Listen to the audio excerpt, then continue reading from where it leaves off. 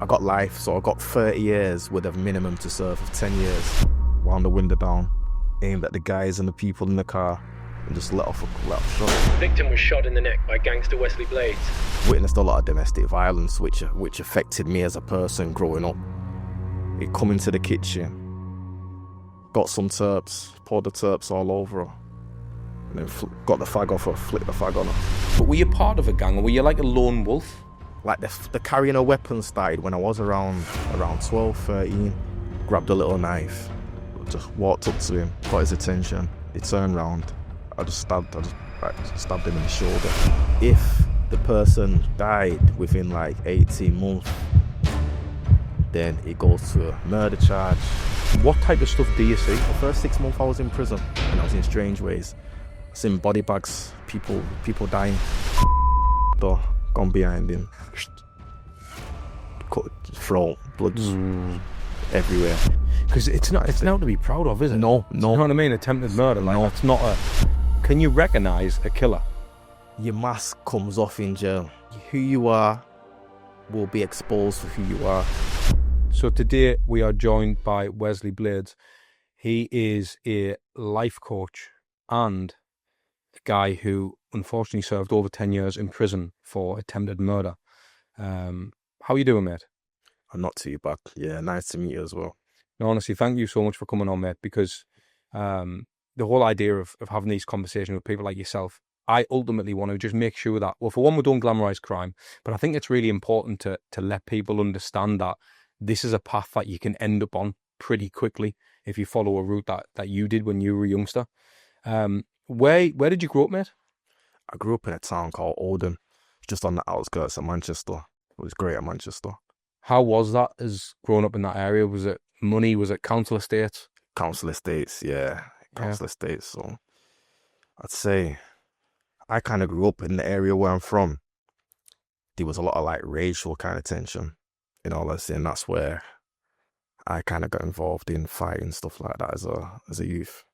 So was it always? What is your background? My background, I class myself as black. Mm-hmm. I wouldn't say I'm 3/4 black. My mum was mixed race, dual heritage. My father's full black. Right, I see. Yeah.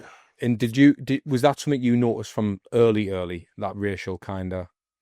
At first, I was oblivious to it. When you're young, you're oblivious, aren't you? I kind of had a nice, good upbringing, up until about 4 or 5 or so. So up until about 5, 6, the first kind of time where I experienced racism is when my mum used to walk us to school. So when I was walking to school, someone bit the arm. You black bitch. So I thought, what was kind of that about? And I see my mum get a little bit flustered. And then she, I think she must have been about 21 at the time, something like that. And she just like, it's just ignorance. It's ignorant. It's just the ignorant people, ignore them. And I'm like, what does ignorance mean? And then she's like, it's just a bit of prejudice. And it's not, that's how some people are. And then that was my first kind of experience of racism. Growing up, did you get involved in fights and that through it? Was it like, did you ever get violent about it? Or was it just a case of, right, it's ignorance, I know that now, I'm just going to... Yeah. Most of my violence, my behaviour stemmed from home first, but then kind of spilled out into the community. What I mean by that is, like, when I first started kind of fighting, it was in school, defending myself or defending my friends. Then from there, I'd say when one was kind of fighting constantly and regular, was I used to finish school and we used to go to a West Indian club every Friday night. So we all used to live in separate areas at this time. So there was times where I used to either get the bus, jump taxis, or walk everywhere. Mm. So in my town, where you're walking everywhere as well, you can get to places everywhere's about 20 minutes apart. So as kids, you're kind of venturing out anyway. So it's kind of nothing. So my area was kind of multicultural. It's quite diverse. So there's a lot of black people, mixed race people, white people, travelers, Asian community as well. So that's why I never really experienced it there. Is when I ventured out. So when I would venture out, there was some places where they were just white areas only, Asian areas only. You probably may have heard of the Oldham riots in around about 2002. So it's kind of them kind of tensions and bubbling. And yeah. It's died down a lot now, thankfully. There's still a lot of ignorance, which is normal, which is kind of everywhere. But it was quite rife growing up. What were you like in school, Wessley? In school, I'd say I was good until I had to be disciplined. Then with the discipline, that's where I became like a bit anti-authoritative in a sense. So lessons, grading lessons, break time, we play football. Sometimes I get into a fight on the break. That's from there. I feel that's where I got like persecution complex in a sense, because I felt like I was always defending myself, but then I'll be the one what kind of took it too far in the fights, get called to the headmasters or headmistresses at the time. I'll be the one what would get excluded or suspended. So from there, it just kind of caused rift between myself and the teachers, because I'd get tarnished by my stepdad's name. So because my second name's Blades, him and his brothers went to that school. So because they was bad in that school, you kind of tarnished with the same brush, yeah. Even though I'm not actually a Blades and he's not my real father, we still got tarnished with the same brush. What did your father do? What was he like as a lad? My real father, I only found out who he was a week before getting my life sentence. So the man in the household I was growing up around, he wasn't actually my blood father, my real father. Right. And he was. I've not really got nothing good to say about him, in all fairness. He showed me the wickedness how ignorant men can be. Right. If that makes sense. What about your mum? It's very volatile. My mum, used to be very kind of bubbly and have a great personality. Very artistic. She used to draw like the Disney characters on the walls, right, and all that type of stuff. So I used to kind of like copy her drawings and stuff like that. So I kind of liked art as a kid. But yeah, my mum was always been very bubbly. So when those things were bubbling in school and stuff, getting kicked out and all that type of stuff, were you involved in any kind of criminal stuff outside of school? Nah. So it was just in school, a bit of a bad lad, getting kicked out. Yeah. And what did you want to do with your life? I always wanted to play football, to be honest with you. Did you? Yes. Yeah, any good? Everyone says they are. There was, don't they? Bet you were shit. I'm not even gonna think it, but no, I enjoyed it. Yeah. I'd get like most goals in a season, stuff like that, man of the matches, all that kind of crap. But it was dead. Got to leave that behind. Was there a point when you knew I'm not going to play football? Like, was that more like of a pipe dream? Like, I just want to be a footballer. Nah, I used to love it. What happened was, it's around about 12, 13, the first year of secondary school. I had a lot of behavioural problems. I'd witnessed a lot of domestic violence, which affected me as a person growing up. It affected the way I expressed myself, the way I conducted myself, the way I asserted myself. So as soon as I got to that first year of school, like, football used to be training every Wednesday night, match on a Sunday.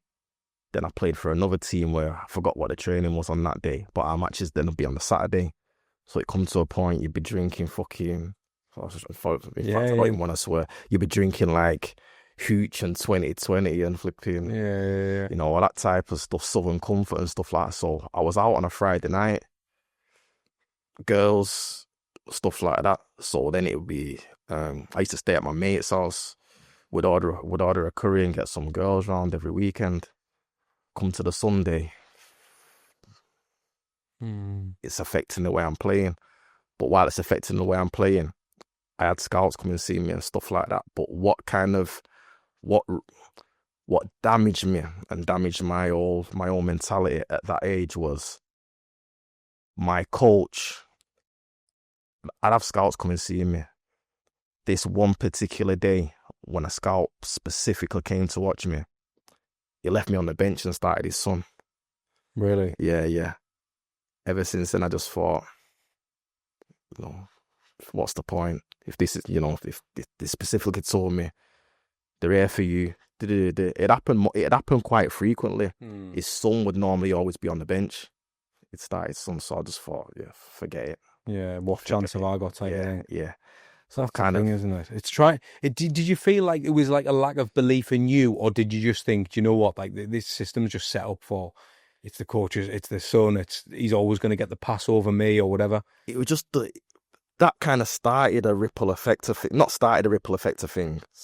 The ripple effect had already started from the persecution complex in school, where I felt the teachers were always singling me out. Sometimes it was right, other times it was wrong. In terms of the football, that was the second thing what happened. So it's like, right, no, this is happening here as well. Football used to be my escape from home, through seeing all the shit going on to my mum at home and all the domestic violence. Football was the place where I could just go on the field and let it all out and express myself and have fun and just meet new people, be with the lads. I've always been kind of kept myself to myself type of person. So that's why I used to enjoy football so much at that time. So it kind of just shattered my my aspirations at the time. You mentioned the domestic violence that you witnessed. Was that like your dad and your mum? I'm assuming, was that the type of stuff? Yeah, my stepdad, he was the most volatile, very, very aggressive, and I'd see my mum get beat up every day. Really? Every single day, yeah. Did you ever fight back, like, and try and stick up for your mum? Or did you feel like you were too young? I was too young. We was all frightened of him. We was shit scared of him. He was rarely smile. Everything just hostile frame. Just. You alright, people? Hope you're enjoying the episode so far. Here's a random one for you. Most of you who are actually watching this episode don't actually subscribe to it, so just do us a favour, will you? Can you click the like button, hit the notification bell so you don't miss another episode, hit subscribe, all that good stuff, because we go up and down the country to try and bring you the best show possible. We're not messing around here, so please just show some love, will you? Like I said, very, very aggressive, violent man. So what happened was it broke. I'd say my mum's had her nose broke about 10 times easily. And from that, I'd mentioned another time that they was having an argument, not even an argument, a disagreement. My mum went into the kitchen to just kind of cool down. So she sparked a cigarette off the gas stove. He come into the kitchen, got some terps, poured the terps all over her, and then got the fag off her, flicked the fag on her. Fucking hell, did you witness that? Yeah. So that kind of had a kind of impact on me in terms of just in school.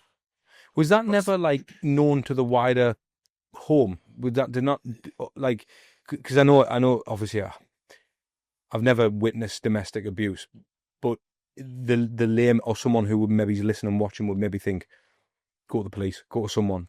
The police will come round. Would they? Yeah, the police will come round. No word of a lie. Not do anything. So that again, that's another thing where it's like, yeah, started having problems with blaming the system for things and stuff. And just not believing in the people who were supposed to pay to protect you, aren't they? Yeah. So from there, it just was like, we're sleeping in the back of a friend's cars, we're sleeping on park benches. sometimes we wouldn't even be able to get to sleep. It was freezing. So we'd just be walking around the air, in the park, just hiding from him, scared to go home. So then we'd try and sneak to the house the next day or even a couple of days, check if his car's there, and then sneak back into the house. And that's how we get back into the house. So then sometimes I'd miss days at school and things like that. Was he abusive with you?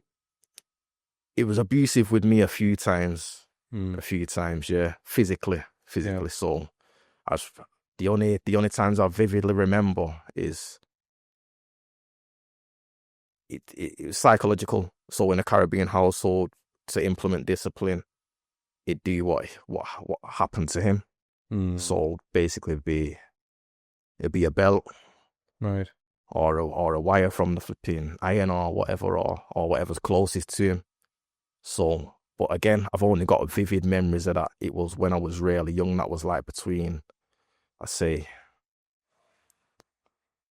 7 and under. It's you know, mate, even because there's probably part of your mind that compartmentalizes that and almost blocks it out, because it's such, that's trauma, mate, at its at its core. Yeah. Like I don't think it can, I mean, there is, but it doesn't really get much worse for a child or a young person to witness and have that kind of scenario. And you can only imagine you're going to go one way of life. You know what I mean? How it affected me was that way. It, like, again, football was the outlet. Yeah. I loved it, so I could express myself, go out there. But I became a person that was very, very confident, very self-confident, to a suppressed person that rarely used to speak. So then, only in hindsight, looking back, I could see how the teachers probably struggled with me, because they probably seen that change, but didn't know how to approach it. Yet where I started to then resent the teachers to an extent was in the heat of the summer. Sometimes my mum would come and pick me up, and she'd have sunglasses on and a scarf wrapped around her and a hood up, and it's roasting. Yeah. And that's because she was unrecognisable. You know what I mean? Yeah. And the teachers seeing it, the teachers knew, but nothing ever really happened. And it wasn't their fault or anything like that. That's just how my outlook I had on it at that time, yeah. When was because again, I know that you ended up, doing all that time in prison. When was your first involvement with crime? My first involvement with crime was round about, I'd say it goes hand in hand to when my mum finally got an injunction order out on, well, in fact, she didn't even get an injunction. I thought she did. She never. That's something what she had to actually say to him to get rid of him, which I've only just recently found that out. All this time, I thought she actually did get an injunction order out on him, but she didn't. So, round about 13, he'd left the household then. So I was living with him up until the age of 13. Then from there, that's when the problem started. I got excluded from that first school, and it'd just be getting into like fights around my, what's it called, around the estate. Yeah, little fights. It's just that pent up aggression coming out in different ways. So if I felt someone was being disrespectful or rude, I'd allow my emotions to just build up, and then I'd just explode. Then I'd just have an outburst. So then most of the time people think he's fucking, what's up with him? He's mad. What's up with him? He's crazy. So I got a stigma of being a bit crazy.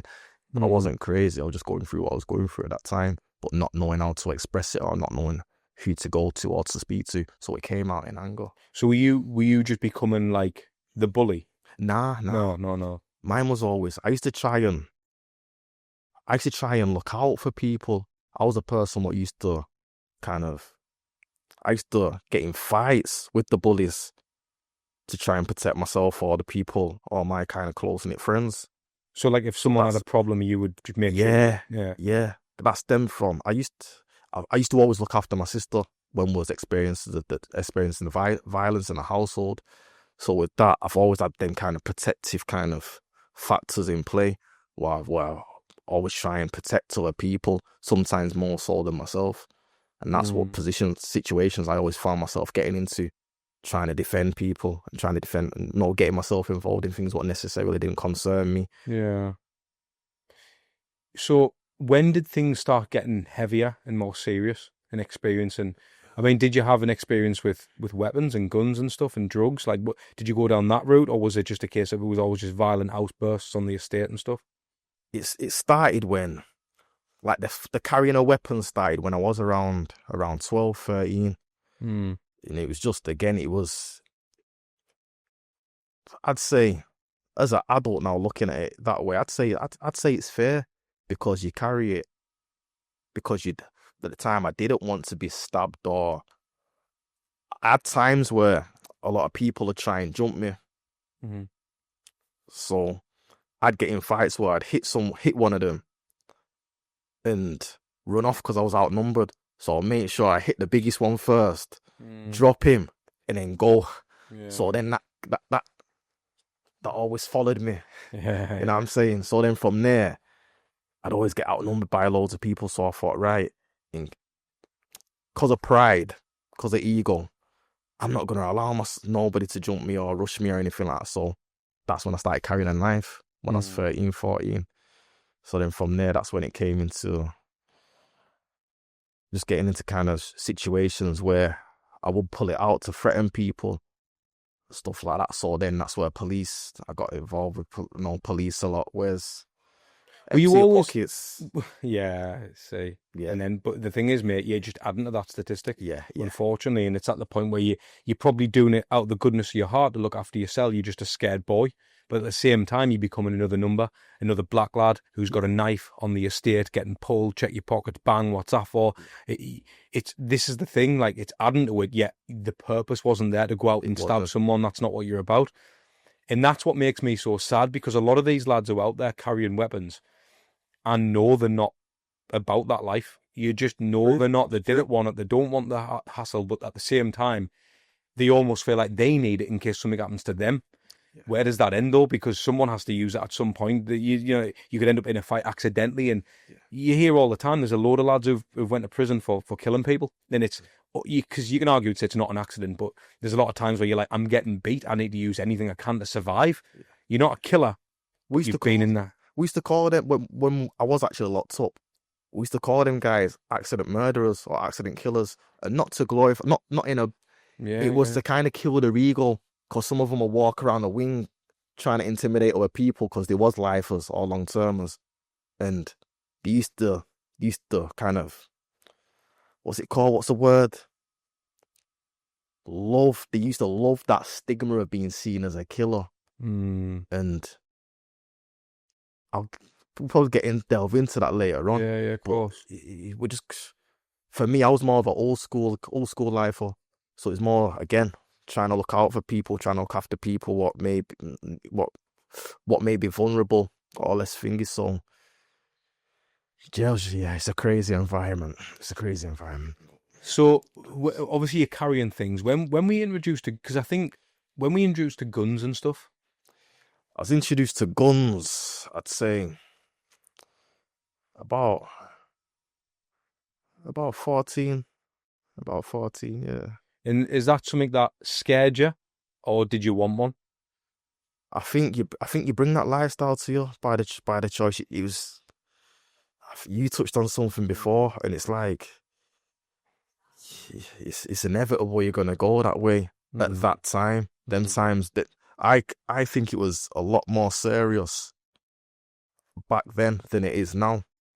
I think there's a lot of I think it's very bad at the moment, but nothing in comparison to how it was then, in terms of guns and gun violence. And that was the kind of normal process in the kind of environment I was around. And obviously that brings other things, doesn't it? Once you're carrying weapons like that, and then does it make you feel powerful when you've got a weapon like that? At that age, yeah, because you're not fully developed, you're not fully mature, you're not fully aware of the actual lifestyle you're getting yourself involved in and living. Where I'm from, there wasn't gangs. It wasn't a gang thing. It was more what area a person's from, and my kind of situation came from, we used to go to nightclubs when I was about 14. So going to the nightclubs, everyone from different areas will come. So that's, liquors and drinks involved. After that, you go out onto the street. It used to be one of like the predominantly most violent streets in the UK at the time. Yorkshire Street is called, which is in Oldham, and thankfully they've cut it all off and stopped it. It used to be heaving. You come out of the club, hundreds of people just filled into the roads. Mm-hmm. So from there, you're fighting every day. So whether it was some people using a fist, some people, if you're outnumbered, you're taking off your belt. You got people swinging belts. You're seeing people run in and out of clubs and bars, with the bottles. It was manic. So from there, we kind of had some situations with bouncers as well at times. So then, when you live in a certain lifestyle, it's gone from knives to guns. So then when you're walking into the club, you might have a strap or gun on you or something like that. So then, where before it was hostile and the bouncers are saying, "Nah, mate, not tonight." Who you talking to? It's all ego. It's all kind of ego driven, pride, certain things like that. So, like I said, my town, Oldham, it wasn't a gang based kind of place. It was based on racial tendencies and racial kind of divides. Did you develop a reputation quickly then? Because again, I'm just trying to relate. I know down here is a different scenario, mate, but where I'm from, like the guy who's got a gun or the guy who's got this, that, and the other, they're known, like they're known people. Do you know what I mean? And then they get a reputation pretty quick. Whereas like down here, I've realised that a lot of people have carried guns since young, and it's like, is that just the norm? Do people just walk about with guns? Like, nah. Like I said, Manchester's totally different. Manchester was gangs. I've got family down there, so a lot of my behaviours and traits came from the way I was brought up and fingered. So with that, you got your Yardis, you got your Rastas, you got your Muslim community over there. You got there's different fractions doing different. I was never really in that kind of world in that sense. I'd always got kind of taught to carry myself a certain way. So when we had guns, a lot of people's listening to what I was around was listening to music, what was glorifying guns and glorifying, grime music and all that type of stuff at the time, and drilling. Well, not so much drill then, but going to the garage nights and the baseline nights, and you Heartless Crew. And, do you remember all and that? I know some people that didn't have guns or anything like that, and they got the gun fingers in the air, and me and like some of my little close circle, we're looking at them and thinking, why are they going on like that? They ain't even got them type of. They ain't got nothing like that. But we didn't glorify and make it known. Yeah, we're gunman, or we've got access to these things or anything like that. No, that was something what you don't let people know. So it was, if you're selling drugs or you're doing them type of things, you don't want nobody to know. It's almost flipped the perspective now, isn't it? Crazy now. It's almost like people want people to know they're trapping or they're doing this, they're putting in the music, they're doing something where it's like, just if that's what you're doing, you need to just keep it quiet. If that's the way you are, do you know what I mean? Like, but when you're getting involved with the bouncers and you're kind of having them conversations, and it's like, I've got this, I've got that, or whatever, and you're trying to protect yourself. Was there a point where you actually had to use it? Nah. No. For me, it was mostly fist fights, or mostly just taking off your belt and lashing, that type of shit.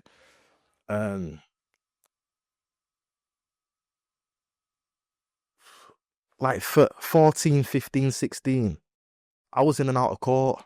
I'm in and out of court near every week, embarrassing my mum. Then from there, I went to jail when I was 16. So before that, I'd say about 15, 16, that's when, I wouldn't even say I got my first gun at the time. I'd say my close circle at the time. So from that, anytime there's like a certain situation, I was the ignorant one. in a way as well. I was a stubborn, ignorant one what I try and defend my friends. So I'm the one what pass me that. Yeah. Pass me that. So sometimes I'll get stupid situations and I'll just show it and then put it away.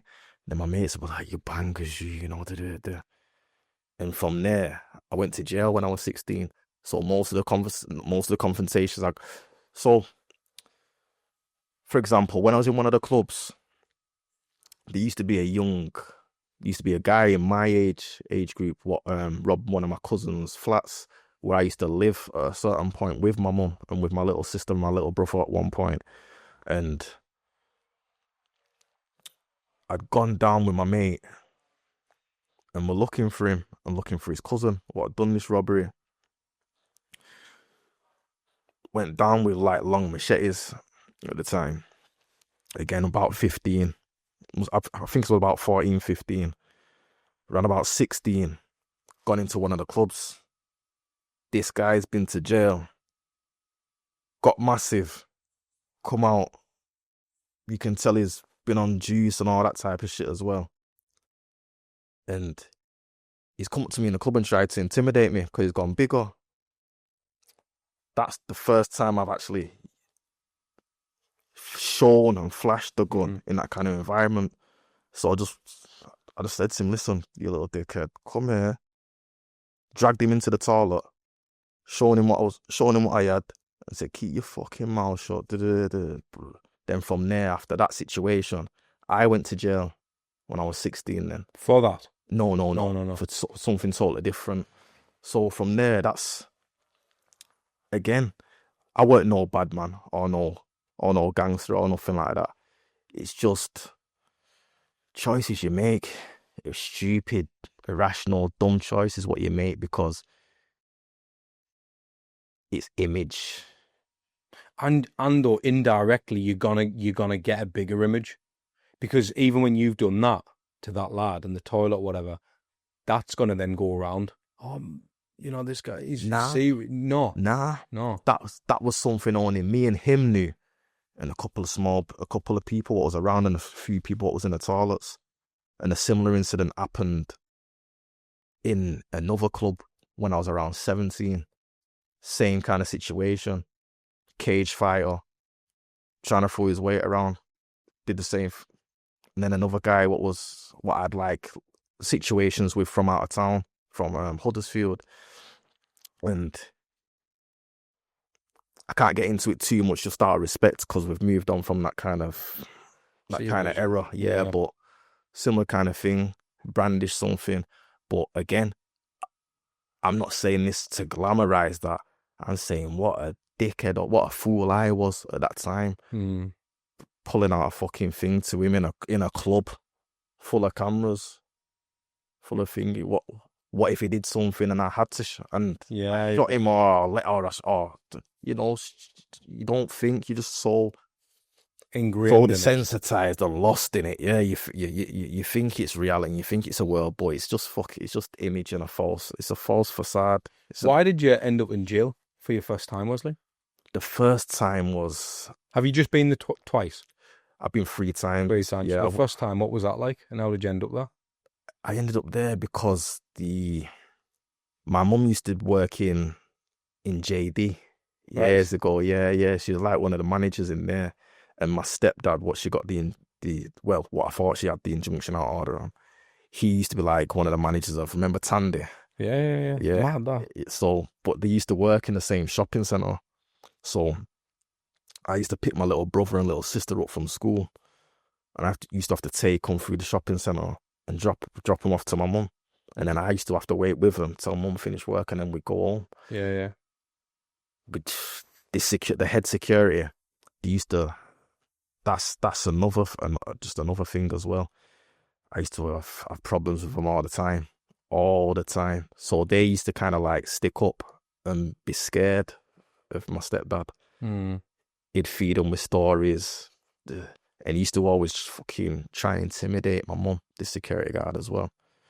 So I'd get in fights with him, all the time.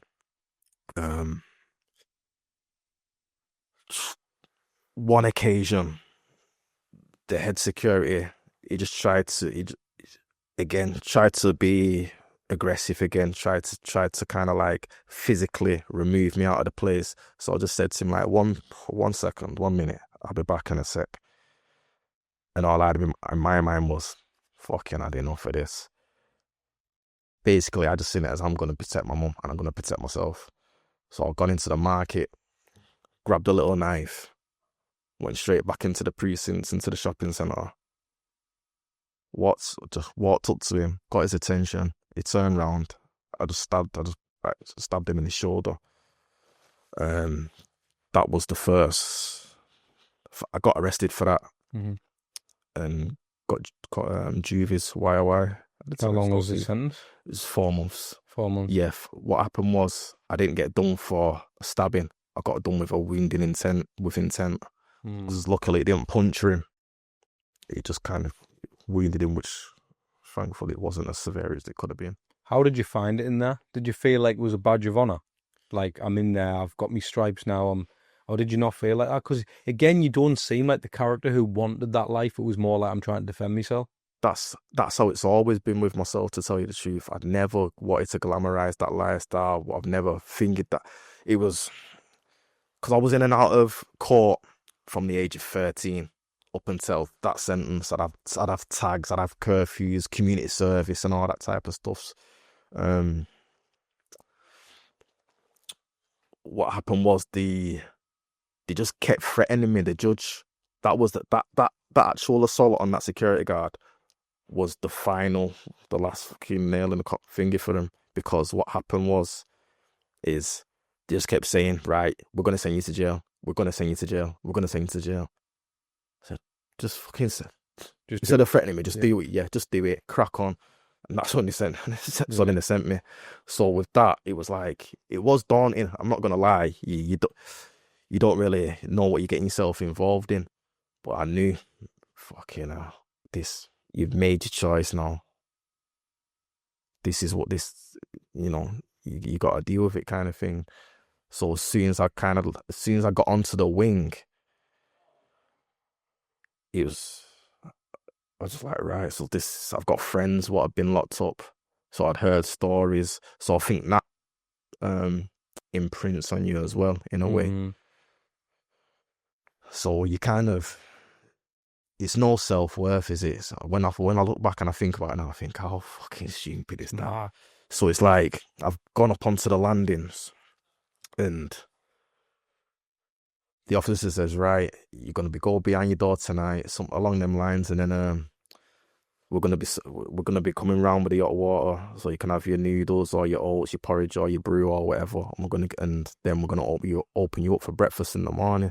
And he says, right, he said something like, he said my name and then closed the flap. So when he said my name and closed the flap, my next door neighbour's gone, no way, is that you? He was, yeah.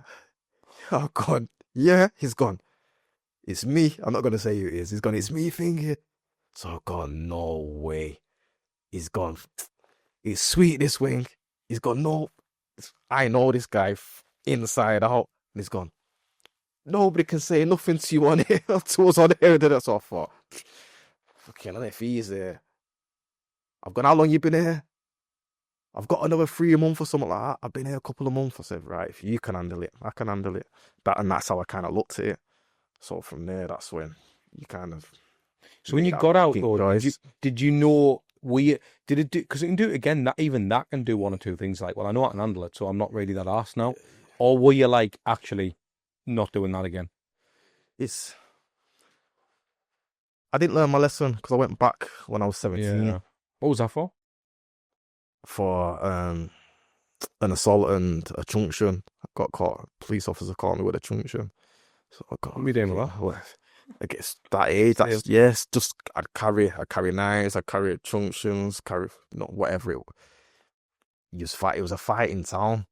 I'm not. So would you find that in that sense? It was. You just always. Would you have always typically done that, Wesley? Like, would you have always left the house with something, regardless, just so you know, like, I'm all right?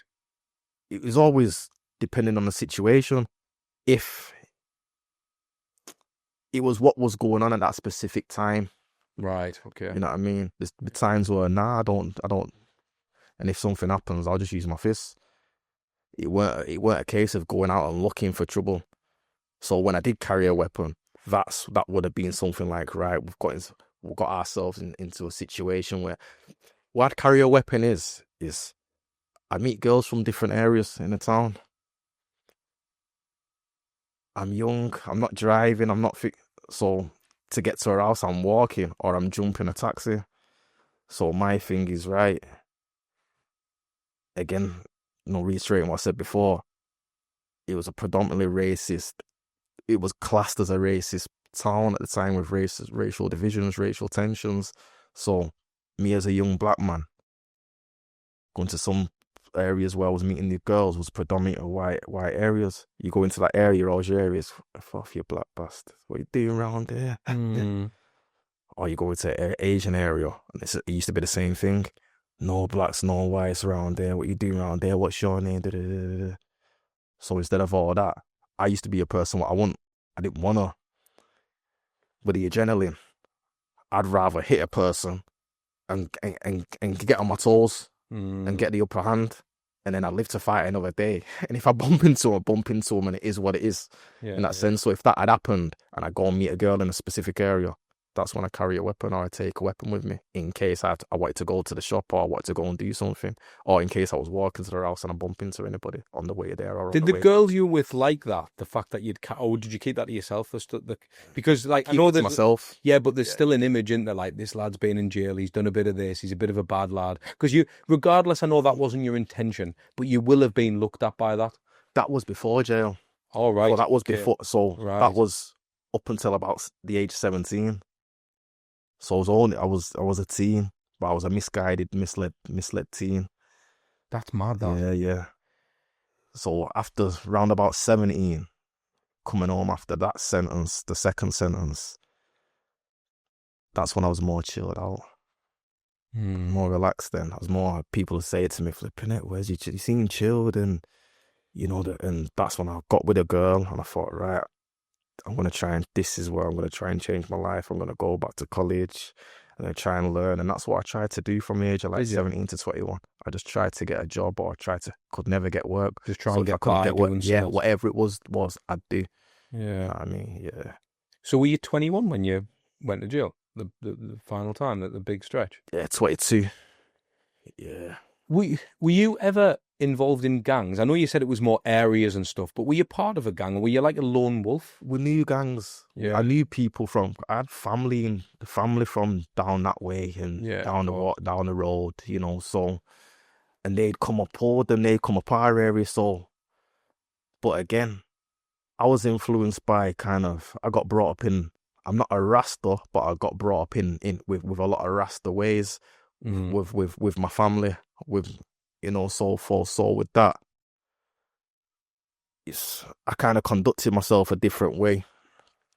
So gang wise, I knew people from gangs.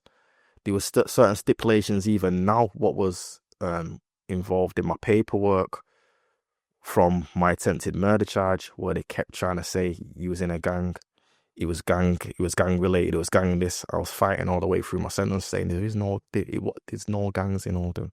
Just because I may know some people from gangs at the time, there was nothing my situation was nothing to do with any gang violence or gang affiliation. I think that was more south, yeah. They want to try and, again, notes back to that thing, they want to try and put you as part of a gang so it fills the narrative. That's all it was. Black gang member, bang. Yeah. You know what I mean? It just... Yeah.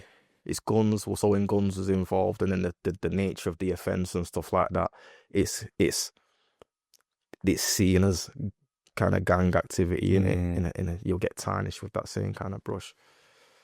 So that final sentence you did for attempted murder, Wessley, how did that come about? It came about because... Can you remember the day when it all happened? Yeah, definitely. Like I said before, between 17 and 21, 22, I was trying to change my life. I stopped selling weed and all that type of stuff like that. What happened was my friend died in in January 2007. Sorry to hear that, mate. Yeah, so with that, I kind of got that mentality of, you only live once, and enjoy life. It is what, go and do whatever you want to do and have fun. Don't even question nothing, just go and live. So I had that mentality. I'd allow people what I'd cut off in my life back into my life. And then while I did that, I started going to the clubs again.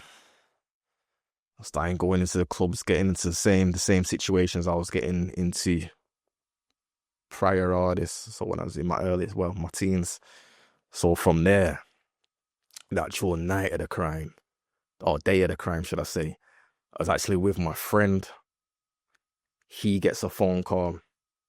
It said some lads had just run through his mum's house and turned his mum's house upside down. So it just asked me, it just said, where's this? I said, come on. So we'll go and see what happened. We'll go and see if your mum's all right. See if your brothers and sisters are all right, etc. So we've gone down to his mum's house. And there was more or less all in hysterics. His little sister was just there. Loads of lads had come in, turned the house upside down. So we wanted to know, nobody's going to do that for nothing. Like, what's the situation? So again, I kind of stayed a little bit back because it weren't really my business. It was my friend. So he's getting the information back. And what he's been told is the shop round the corner. Apparently, his brothers robbed that shop. So the shopkeepers find out whether yeah. So like, we get on with the shopkeeper as well. So we'll go around to the shop and speak to the shopkeeper. So we've gone round to the shop, speak to the shopkeeper, and we're basically saying, look, again, I've let my mate just do what he's doing. It's not my business. So I've got back in the car. I'm chilled out in the back of the car now. I've got one of my family with me at the time. He's gone, Wes. He's gone, look. So looked out of the back of the car, and my mate is surrounded by about 20, 30 guys. So me, I was, and I still am like that to be honest with you. But as a more mature adult now, I just got out of the car, put myself in between him and said, listen, leave him, let's sort the situation out. I knew some of the lads what was there. So was talking, the shopkeeper was there, was talking, we sorted the situation out. We're saying, look, I'll get my mate to get his brothers can come and reimburse for the damages what have happened to the shop. You lads get whatever you need and reimburse his mother and apologise to his mum, because nobody should be running through someone's house. While we're sorting the situation out, a guy's hit me and then ran off. So while he's hit me and got off, I've just started chasing him. I'm chasing him now. I've looked back. 20, 30 guys, these are chasing me now. Oh. So the guys got off. While the guys got off, I've stopped, turned around, and these guys are like coming at me half-hearted with bats and bars and all that. So when they're coming at me, I'm in pride and ego mode. So I was like, I don't give a fuck how much of you there is, kind of thing at the time. That's how deluded I was, in a sense. I was thinking whatever's going to happen, I'll come and... So anyway, while they're coming at me, some of them are coming this way, so I'm going at them, and while I'm going at them, they come from it at that angle. So while I turn and then go at these at this angle, they back off. So I'm thinking, fucking hell, what's going on?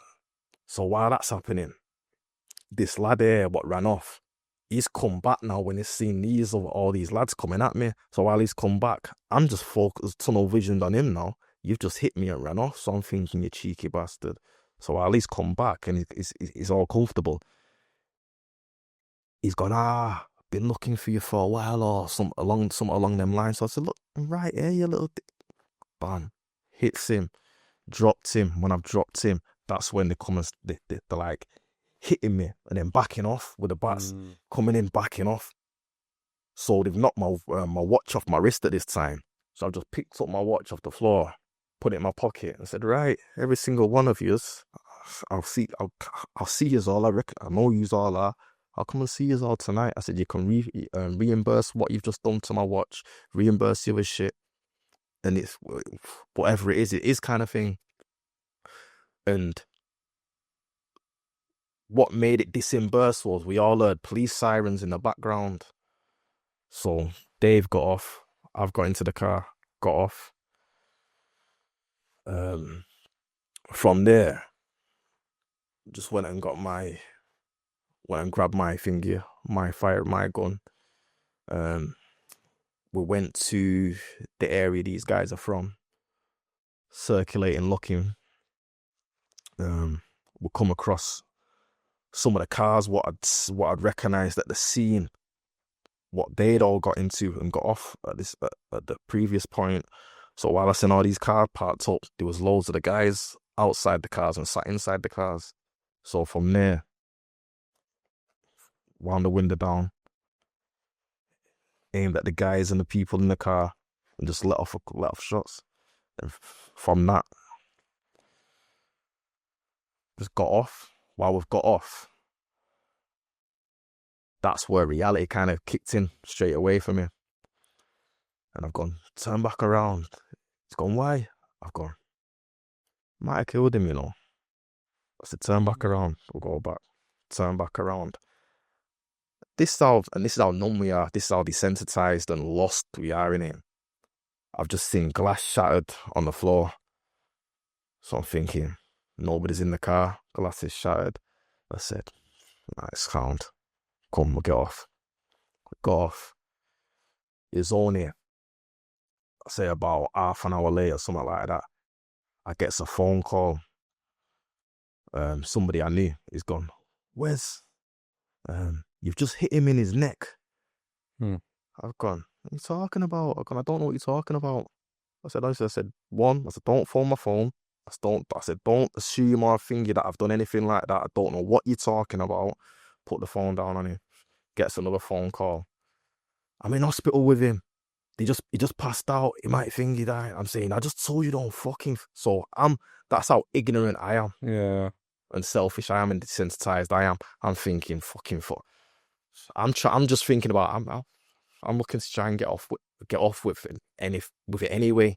I'm trying to just think of an escape route. I'm not gonna say to you, Ras, no way, do it. I didn't care. I was more concerned about myself at the time. Mm-hmm. So with that,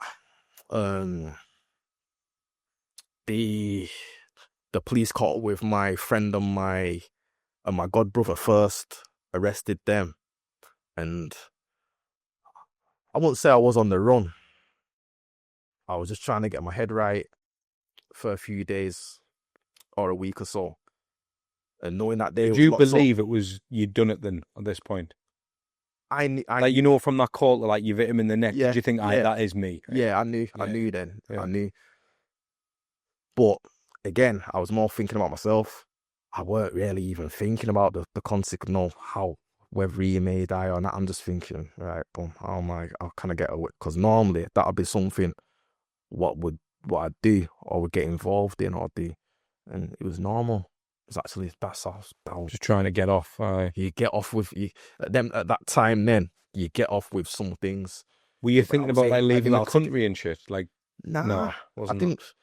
I literally thought when I seen the glass at first shattering, that I just thought, right, it's sweet. But as soon as it dawned in, and when I got to what actually had happened, I'm just thinking, right, fucking. Let me just see how it kind of pans out first. Let me see what's happening with my godbrother and my mate, what they've got locked up. Let's see what's happening with that. I was with my mate before he got locked up, and the police phoned him and said they want to speak to him about an incident, what had happened. So I thought, fuck, But nobody's mentioned me yet. Mine, I'm just still selfish. I'm still like, I'm good. I'm all right. But once they grab them, that's when it's like, right, reality's kicking in now, yeah. Then I just went and stayed with a girl, just one of my friends, platonic, and I just stayed there just to get my head right. And I just said to her, look, I'm handing myself in first thing in the morning, because I thought they was gonna just sentence and charge my mates with it. Reason I handed myself in is because, one, I knew the police was looking for me anyway. Two, I was at delete. I thought I could get them two off with it. Again, I was still just playing it by ear and seeing how it kind of panned out. So that must have been some walk going down to hand yourself in. It's like, what was going through your mind when you thought this could be it? Because surely in your mind, you think he could still die. That's all that kind of happened in my first year when I got locked up, when I was actually inside. What happened was, when I handed myself in, I'd already said to some of my close family, look, I'm going for a long time. You know, my fault. I can't. Again, I'm not thinking about the person, what I've hit. I'm not thinking about anything. I'm just thinking about me. And that's how I'm kind of putting it to my family as well. I'll be gone for a while. I was a bit nonchalant. I was a bit. I still got certain traits now. So handed myself in, went through the process, and same thing. No comment. No. Gets put on remand in Strangeways. Charged with the attempted murder, possession of a firearm with intent to endanger life, and the 2 Section 18s. Then from there, while I'm on remand, I go onto the Cat A's. When I go onto the Cat A's in Strangeways, that's where I start having the dreams then. And in my paperwork, and then I'm still trying to fight. At this point, I'm thinking, right, I'm going to fight this. I'm just thinking about fighting it and getting a reduced sentence or trying to get off with it still. I'm still not, reality is still not really kicking in. So with that, I just heard that if the person died within like 18 months, then it goes to a murder charge. So I'm just thinking, I hope,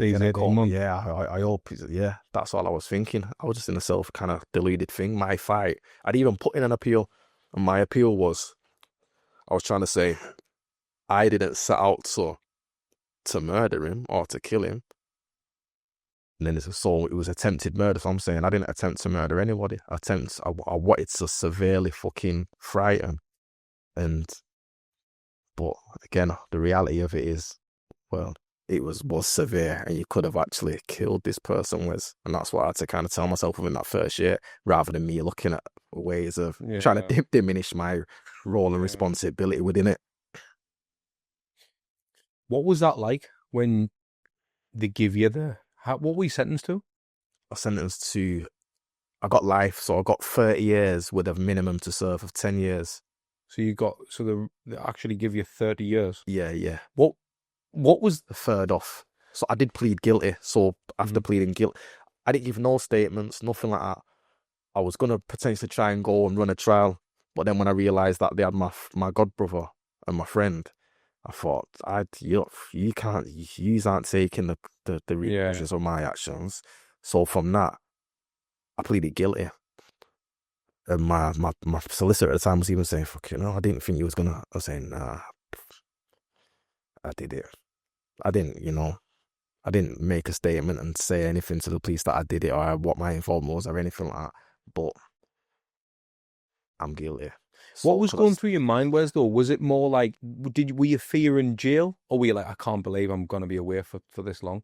Yes. Like, were you still victim mentality? Like, I can't believe I've done this. Or were you actually thinking, do you know what? Like, there's a victim in this. Like, nah, I was still selfish. I was still proper selfish. I was still, fucking, you should have burned the car. You should have done this. Why'd your brothers did this and your brothers fucking robbing the shop? So I'm still pointing fingers. Yeah.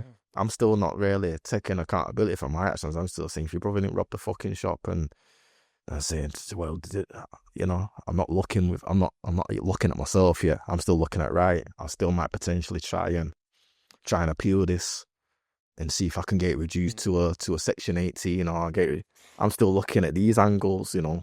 That's when I just thought, you know what? You did it. Yeah, fucking somebody could have died. now, next stage. How are you going to get to the next stage of your life, Wes? Because this is your... I just looked at myself and I thought, this is my reality now. I'd gone onto the wing. When I was on the Cat A's, I kind of knew a couple of people. They want to give me a different solicitor instead of trying to peel your finger case. Another person said, Wes, another person just like I'd known, and just give me like little tips and little pointers and said, look, if you get life or you get a long time, look at it like this. So when I actually went to court, because I was back and forth from court for the different charges as well. So when I actually got sentenced and I got the life sentence, flipping, I lost my train of thought then. When you got the life sentence from there, because obviously you said you'd met people on the wing and in the Cahiers and they were trying to give you... Yeah, this is what happened when I actually got my sentence now. I knew I had to serve a minimum of 10 years. Someone I knew just said to me, Wes, look at it like this. Just look at your sentences as percentages. 1 year, 10%, 2 year, 10, 20%, 3 year, 30%. I said, right. Weird analogy, but it's something in it. Give me clarity. So from that, I thought, right. And then a couple of things what really kind of hit home was, I seen a guy, I was 22 at the time. There must have been a guy about late 40s, early 50s. And all he used to talk about is, Wes, man, you've always got some sick trainers on you, know, G. I was sitting there, I'm thinking, you're speaking like that. Without trying to sound judgmental as well, I just thought, I don't want to be like you. I don't want to be 40 odd years old, 50 odd, early 50s, glamorizing this lifestyle and talking about our young guys fucking, how sick are you 22-year-olds fucking trainers are. Well, how sad is that? It is, and then the talk is more like, saying, where's a lot of these man think they're gangsters and look how they move, and he said, you're different. He said, you move like the old, you like the olders, like elders, and you did it. I was thinking, fucking hell. Well, how be like this, me? Getting a 30-year sentence, mate. You're 22-year-old. How did you just feel like? Did you feel suicidal? Like what? Yeah, no. Was it like, because were you scared in there? Because Cathay, Strangeways, it's a big boy prison, that, isn't it? You know, no one's dicking around in there. Like, I say, because of juvenile. I think juvenile's worse. Yeah. Juvies is you're fighting all the time. You're in the showers fighting all the time, or you're fighting on the landing, or you're fighting over a game of pool or something daft like in So, sadly, juvenile and YOYs prepares you for adult jail. You've been there, you've seen it, you know the environment, you know the thing. So don't get me wrong, when I come off the sweatbox and they opened the gates for the Cat A's, I'd gone on there and I thought, fucking hell, it looked like remember Banged Up Abroad? Mm-hmm. You just seeing all bed sheets all over the landing and the wing, and there was just different people from everywhere, because at that time they wasn't shipping people out like with foreign immigration and stuff like that. It was so multicultural and diverse a jail. It was mad. So I was like, fucking hell, so this is what adult jail's like. And then once I've gone upstairs and I've gone to my landing on the Cat A's, when you go on visits, you're handcuffed and you're escorted by 3 officers. So when I come off there and I've gone onto the remand wing, like I said, on the Cat A's, I knew a few people. So it kind of diminished. It takes all that fear away. Yeah. So then when I've gone onto the remand wing, onto K wing, that's where I could have gone 2 ways. Because what had happened through the other charges, what I had, I'd gone to court and ended up in Forest Bank for a month or so. And while I'd gone to Forest Bank, it's far more lenient than a HMP. So it was a privatized jail, Forest Bank at the time. I think it still is now, sorry. So when I've gone to Forest Bank, So everyone just playing the music. Everyone's out on a landing. People have got weed in the spliffs in the mouth over the rear. Doors wide open. People on the phones on the doors. Yes, where's what? I've come off the induction wing. I mean, I've gone onto the induction wing straight away. I know one of the officers. Then I've gone on to C wing, another wing. I know one of the security. It's almost like home for you, in a weird way. Yeah, yeah. So need one of them. I'm like, fucking hell, is that what it's like in here? Then my people just have the door wide open on the phone. So when you get a shower, the showers are on the top of the landing in the corner. Yeah. So there, it's just that open. You go to the shower, you got female officers just talking to you in the shower, and you just, yeah, you're right, miss, did it? It's mad. It was just weird, and weird environment. So with that, put my towel on, and you got your towel and your flip-flops on, just walking on the landing. Fucking thing. So then from going there, I remember fucking having a conversation with one of the staff, what I knew, and I've gone, look, when I go to court at the end of the month, get me back to Strangeways. So I don't want to stay here. So this is, I said, I'll never get out of jail. So this is a youth club. Did you do all these sentences in Strangeways? Nah. No. How many couple of years? I only went to about 4 or 5 jails. Yeah. Did you go to Durham and that up north or not? Nah. All just down here and that. I had a bad experience at Castington when I was 16, 17. Right. That was. Do you become, like, to get through your time, Wessley? Do you just become friends with others, or are you still in that mindset of, like, I don't want to be like you long timers, like, you know what I mean? I just want to be out here. But the reality is, you are there for a long time. What helped me? Yeah. What helped me was the way I carry myself anyway, and the way I conduct myself, and a lot of the old school, the proper, serious, very well mannered old school gravitated towards me. Wes, I like you. You're different. You like us. Fucking stay away from that there. I like how you move. You're always on your own. You go gym on your own. You go finger on your own. Got a lot of respect. And that's what it is when you carry yourself. It's like everywhere. You carry yourself with manners, morals, and respect. And you're not a bully. You're not a dickhead.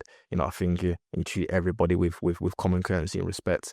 You get it back. It reflects back. So with that, jails was a very strange environment. So there's a lot of people who are struggling with mental health in prisons. So what I find really odd in this with this generation now is it was totally different for us. So for me, what I kind of mean by that is, like, your mask comes off in jail. You can't. You who you are will be exposed for who you are. It doesn't matter where you're from. You get all these guys out, yeah, I'm from round it. Go in jail. Nobody gives a shit. Again, it's how you conduct yourself, how you carry yourself. You will be exposed. So, what's your question again? Sorry. Well, just in, like, is that how you got through? Like, just by, like, becoming friends? And I know you mentioned there about, like, carrying yourself in such a... I mean, I know that. I mean, when you walked in, you've been nothing but a lovely bloke. Like, you know what's crazy, Wes? It's like, even when you're telling us the story, it's almost hard to believe you were that person. Yeah. Course, just because you don't have to sit with someone long enough to know how they carry the cell. You can tell if someone's a bullshitter, talking shite, likes the ego, all that, and there's a different level to that. And when I meet people like yourself, and this is why for me, like, again, it's not about, it's taking people through your journey because we ultimately want them to fucking avoid it. And now you're not even a gangster. You're not even like that, and you still ended up with 30 years. You know, I know you did the 10 or whatever, but you still end up with that. That's effectively, mate. You could have did the 30 years. And that would have been your life, well, all the best part of your life. You would have still been in there now, wouldn't you? Would you still be there? Yeah. How old are you now? See how people do. I don't get into my... I can't, nah, but what... A lot of people are stuck in there and stuck in the cycle as well because, say, with myself, for example, I knew I had anger issues. Yeah. So the first thing first was I went on a sentence plan in my first year. That's... From there, I had a meeting with my probation. She did in fact, this is a pre-sentence report. So this is before I'd even got sentenced, should I say, sorry. And what she'd put in the pre-sentence report, very cool, very calculated. very detached, thinks guns are a normal part of society, so I'm looking at that and I'm thinking, is that how she perceives me? Is that how and then I'm in for attempted murder, I'm in for a gun crime, so no matter how nice I came across, that's how I was perceived on paper. So from there, I'm thinking, fucking hell, right, I've got to change. I've got to show people who I really am. And like I said, I was quite reserved before jail, but detached. But my suppressed emotions came out in aggressive tendencies when I felt I was being threatened or under threat or disrespected. So within that first year and speaking to that person, saying, oh, them trainers, and then loads of little things happened within that first year. And I thought, right, how am I actually going to give myself the best opportunity I can for parole? I weren't looking at release. I was thinking, how can I get to open conditions? What's the plan? What can I do? First and foremost, if I'm seen and perceived as cold and calculated and detached and accepts guns as a normal part of society, that's not good. That's not good. So I got myself in jail because I couldn't manage my emotions. I didn't know how to assert myself. I'd rather not speak rather than speak. So that's where you misjudge, misperceived. A lot of the times I think we feel we're misunderstood. But I learned as I grew up, I'm misunderstood because I don't express myself. I don't communicate. I don't speak. I've got trust issues. I don't allow anybody in. I don't allow anybody close. How are you going to get to let people know you if you don't express yourself, you don't communicate? You don't trust. Yeah, you're building barriers and you're putting a wall around yourself. You're almost better in life, mate. You're putting yourself in a position. Because I think you're far better off in life, and I know people don't want to do it, but just trust people, and if they fuck you over, so be it. And then you learn to just, okay, that person. But if you just, you walk around, you guard it, it's like, well, you're never gonna let anybody in, so no one knows where's. It's pride. It's pride, exactly. ego. And a lot of people, like for myself, I used to mask my emotions with weed. So if I ever felt anything was a bit uncomfortable, this was up until about 17. Now and again, up to when I committed my crime. So with me, anytime I felt even girls, I'd lost girlfriends because I wouldn't open up to them. I won't speak to them. Like, you want to fucking bounce, but you want to go. The thing is, and you learn. Yeah. You can't blame them, though. No, you know what I mean? That's the thing. I It's all like an realised inward learning thing, innit? I was 17 when I got out of jail the second time. That's when I tried to change my life around the first time, when I mentioned it to you before. And I got with this girl. When I got with her, the family was going through a divorce, her mum and dad. So she was down, she was going through what she was going through. What happened was we'd get into little disagreements, but them disagreements, I've never been an argumentative person. I don't do domestics, I don't do none of that shit. So every time she got a bit emotional, I didn't know how to handle it. I'd get off. I'd get off, walk away, close the door. When you calm down, you know where I am, kind of thing. So then one day she's gone, yeah, that's it, go on. Walk away like you always do. Run away like you always do. So I've turned around, it kind of hit me, and I'm like, what do you mean? She said, anytime I cry or I get emotional or I get thingy, you don't hug me or nothing. You don't show no affection. You just walk away. I kind of broke down to her. I grabbed her, hugged her, and even with that hug, she's one of the people what kind of taught me what love was. So when she hugged me and she grabbed me, it's frightened the life out of me. It kind of, we stayed friends but went our separate ways. Ever since then, even up until this present day, I've always pushed love away because it felt so safe. That's how weird. The thing is, I know it's easy for me to say that, but you've got to get better at that. That's something you've got to work on more than anything else, really. Definitely. You know what I mean? In other parts of my life, it's like I said, for me to try and get out of jail, the main thing I had to work on was emotions and anger and learning how to express it, express how I'm feeling or my thoughts or whatever. So from there, I went to the library, got some books out on Carl Jung, how books about emotions. I got books on thought processes, stuff like that. So I started looking into myself, right? Then I'm looking at how guys are going on the wing and I'm thinking, fucking hell, is that how I must look when I'm getting pissed off? that's embarrassing. So if I'm thinking that that's embarrassing, I must look like a fucking fool when I lose it. And no wonder when I look back, people probably thought, fucking hell, where's that just come from? So did you want to get them books as soon as you got in though, Wes? Like, was that right, I've landed this sentence, I want to get out and I want to, or did you still get tested? Were you still getting in scrapes? Were you still? Nah. No. Because you at that time, you sentence people, judge you on your sentence first. So, because I was in for attempted murder and firearms, I already got I got respect naturally. So what I didn't like about that respect is I didn't like the fact that, similar to what the guy said about my trainers at the time, I didn't like the fact that people give you false respect. So the people that give me false respect, I'd swerve them. I'd swear I wouldn't even engage in conversation. I'd just keep it cordial. Be all right. Because it's not to be proud of, is it? No. You know what I mean? Attempted murder, like that's not a. These are the things that made me open my eyes when I'm seeing that's when I realised image, ego, pride fucking doesn't mean nothing. It's what was I doing? That's when reality kicked in. What was I doing? Go and get the books. How can I develop myself? I never used to hug I realised the only time I hugged my mother was on visits in prison. When I was free, I never used to hug her. So then I realised, right. Every time I see my family on a visit, I'm gonna speak to them. I'm gonna, how are you doing? You okay? How's your day? I didn't used to do none of that. That's how you know what I mean? So that's how I started developing friendships with my loved ones outside. What I mean in visits, our bonds got stronger that way. So then in jail, I used prison as a training ground. Right.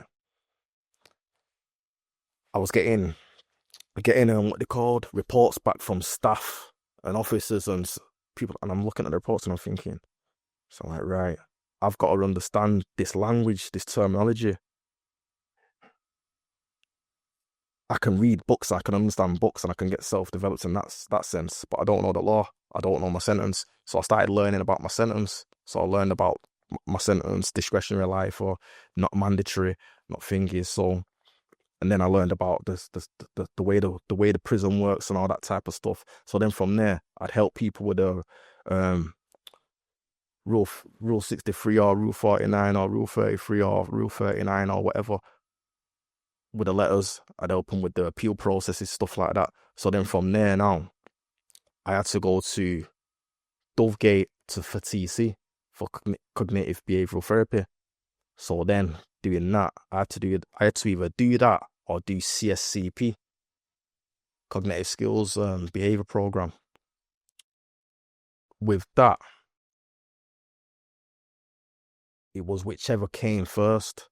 Dovegate came back to me first and said they'd accepted me. So I've gone to Dovegate.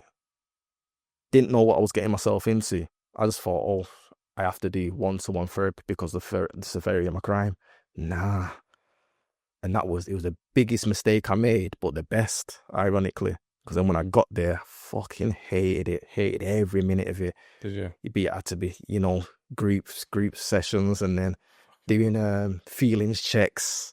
And then you do your group session with 10 of yous.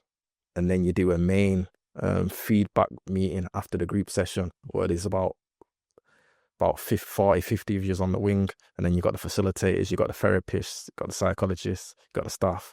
Then they also give their feedback as well. So that's when it's like, right, you're underneath a magnifying glass.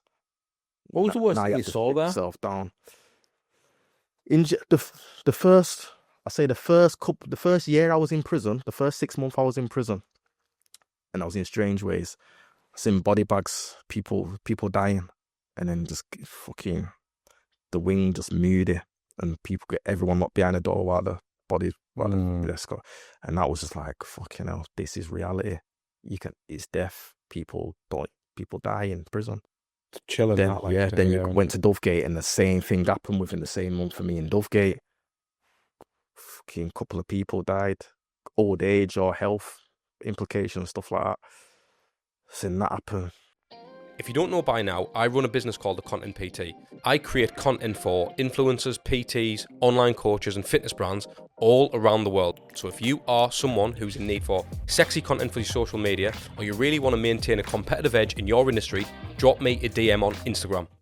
Obviously, mate, you know, your 10 years, what's it been like the violence that you've witnessed? Because, you know, you mentioned seeing body bags and stuff, and almost confronting the reality that you're in an environment where people are dying, all kinds of madness is going on. And again, the reason I want to ask about the violence, right, is I want to put people off so much going down that path. Yeah.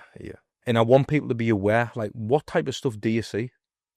It's right. There's a lot of. It's full of testosterone in it. Full of testosterone, full of ego, full of pride. That's jail, and that's jail anyway. But you got so many people from so many different walks of life that, I said it before, it doesn't matter where you're from in prison. And if you carry yourself a certain way,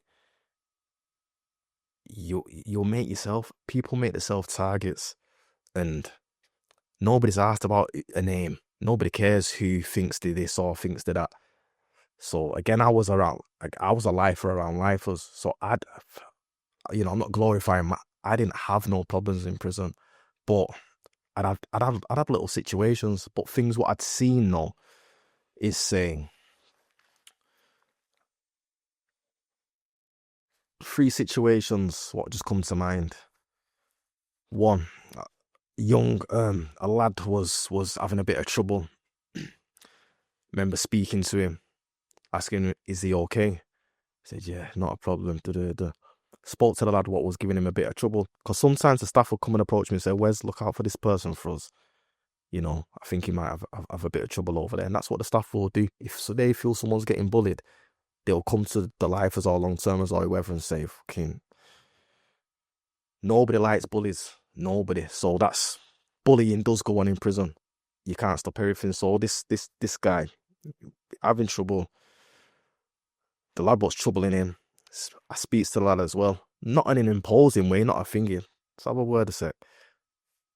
This guy, nah, we're only messing about. It's not even thinking, so I'm like, alright, cool. Left it, nothing like that. Got back from the gym one day, goes on a landing, sees the guy acting a bit suspicious outside his door. I said, you alright? He's gone, yeah. I said, are you sure? He's gone, yeah. So normally I go up the stairs and go and get my plate because it's ready for the food to be served, lunch. So I've sat down on the table on the ones instead, and I'm just watching him. I couldn't do anything, didn't even get a chance to do anything because, again, weren't really my business anyway. You don't necessarily concern with something what doesn't concern you. Push yourself into anything what doesn't concern you neither, unless you need to. So in this instance, he's come out of his cell, walked around. So I'm just thinking he's getting in the queue to line up for his food. Nah, he's gone right behind the guy what's bullying him. Sliced his whole face, whole neck. This happened in seconds. Just happened like that. The guy what was bullying, screaming, help! Officers come, jumped on them both. One now, and this is the unfortunate thing. What used to kind of not hurt me sometimes. Cause I detach myself from that. I know when to detach myself, when not to. So unfortunately for the young guy, what was getting bullied and was being targeted, now he's probably got another sentence, another charge, probably be in prison longer. I don't know his circumstances, don't know his thingy, but he was a very, from how he presented himself, just a very nice guy, very humble person, didn't bother nobody. And that was unfortunate for the other person. What got the slashes on his face and his neck. He ended up back on the wing. He just had a few war scars and a few stitches, and he was still carrying on the same way he was carrying on, just like everything's a joke, laugh and joke. And another instance, this is when I was in on the TC wing at the time. One man serving IPP, very stressed, going through a lot. And again, it's very magnified on there. So if anyone what's going through anything, the emotions, it's double. It's double. You're feeling it 10 times more than you normally would on a normal wing. So with him, he's going to the officers. Please get me off the wing. I'm not coping. I'm struggling. He's trying everything. He's even gone as far as to say, look, get me off the wing, or if you don't, when I come out in the morning, I'm going to put a chair through your fucking office window, or I'm going to wrap all them fucking pool bottles, and I'm going to just come in the office and fling that through the windows as well. Get me off the fucking wing. Can't cope. Nobody listening to him. In this environment, you're forced around different prisoners with different offences. Some of them not deemed as not nice. So in his instance, for him to get off the wing, what he actually did is come down, gone in again at the dinner queue situation again, gone behind or in a line, gone behind him, cut his throat, blood everywhere. I don't know if he survived or not, don't know the circumstances. All I know was all put behind our doors, put on lockdown. He ends up getting an attempt murder charge on top of his IPP. But again, you're in an environment where a lot of people are suffering from severe mental health and childhood trauma, etc., etc. And when you don't know how to manage yourself, you don't know who you are, and you can't cope, them are the severe outbursts and repercussions of having so many hostile people in one environment at once, where it's hard to contain everybody. So you are going to get isolated incidents, and it can get violent at times. How are the, like, almost the infamous inmates? Did you come across many of them? You know, like the well-known. Big... I don't mention the names out of respect. Yeah, no, that's fine. This one of my mates, one of my very good mates, is my mate will probably watch this and laugh. That's what I'm saying. That's why I'm laughing now myself, because his brother is he's known throughout the whole prison system as a very serious man. And what I liked and respected about this person here is he was one of them what come and grabbed me and said, Wes, keep doing what you do. Carry yourself how you carry yourself. Ever need anything, I'm right here, mate. And for me, I don't look up to nobody, but I don't look down on nobody neither. And a lot of the people are kind of notorious or certain names. They're not asked about it. They're not asked about that. They just, all they're asked about is everybody else. Manners, morals, treat everybody with respect, treat everybody how you want to be treated. Show common courtesy, try and help people if you can help people. How are them people treated though by the system? You know, by the screws and all that? Like, are they treated like as if they're celebrities almost? Because I've heard different things. I never know what to believe. I'd say it's on an individual basis. It actually is. I kind of not gravitated towards, but I had good relationships with the ones what weren't asked about none of that.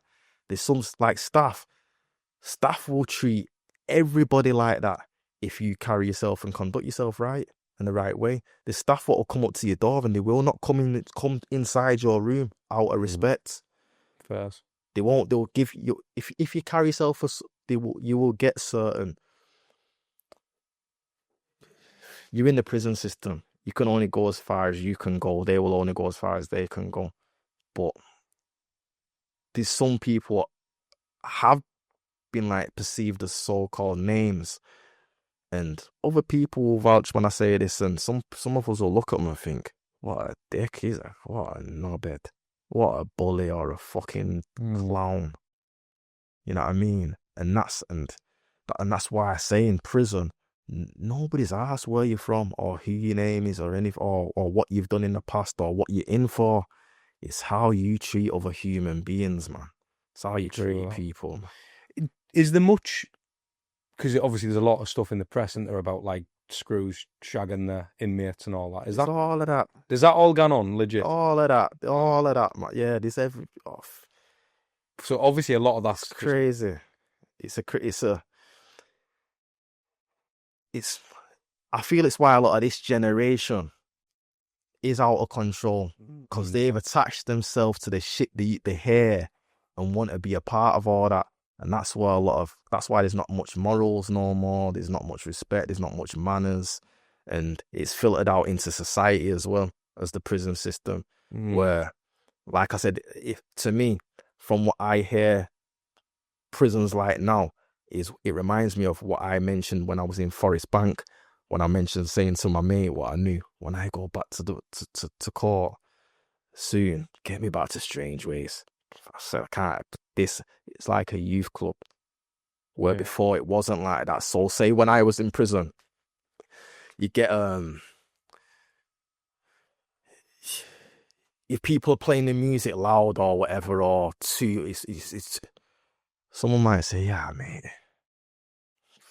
guy's 60 next door to you there. That could, he's fucking fed up. He's sick of, you come home from work, music, late at night music. He said he's trying to have a fucking phone call with his missus on the phone. Can't even it. So it's just common courtesy, where some places, it just depends what environment you're in, where you are. Every jail is different. People carry themselves differently in different jails.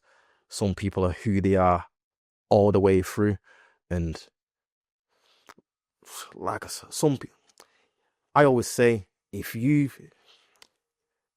my decision to change it, become a better person, came from me, came from the choices I made, came from me seeking out, right, what, I'll go to the library here, right, my emotions, therapy, I have to do TC because of the severity of my crime anyway, go to therapy, right, if I want to learn something in terms of sharpening my vocational skills, education, then go to education, from education, put in for an open university course, or there's things where you can develop yourself. It's what people want to get out of that, same as in society out here. Yeah. But you get out what you put in. Yeah. A lot of people in this generation, what are stuck in that lifestyle, they're caught up in the image. They don't think about the consequences. They actually want to be a name. But like me and you had that conversation then, you see some of the people are actually very serious people from the old school era.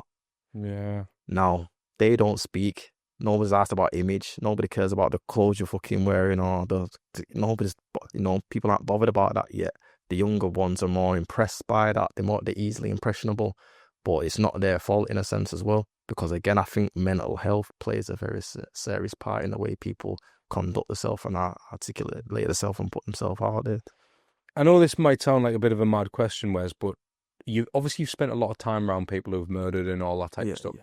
Can you recognize a killer? I know that sounds like mad. No. That's why I'm so thankful and fortunate for the experiences I've had.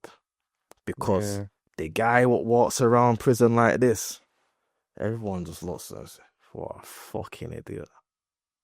Nobody don't like, nobody will even, the guy was loud in the gym, everyone's just like, mate, we're trying to work out here. Come on now.